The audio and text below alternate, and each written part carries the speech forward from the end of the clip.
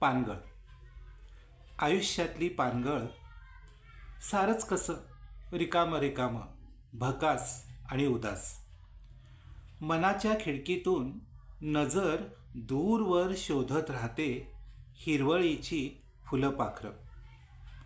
आता एकही पक्षी इकडे फिरकत नसतो, ढुंकूनही पाहत नसतो, कुणीच तयार नसतं एखाद्या उदासवाण्या फांदीवर घरटं करायला. असह्य वेदना देणारी पानगळ. हे असे का? प्रत्येक फांदी खोडाला, बुंध्याला एकसारखे प्रश्न विचारत राहते पालवीच्या आशेने.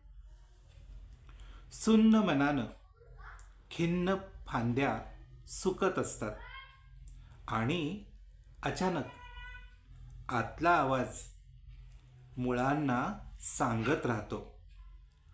खोल खोल जमिनीत शिरून थेंब थेंब शोधण्याचं बळ देतो आतला आवाज.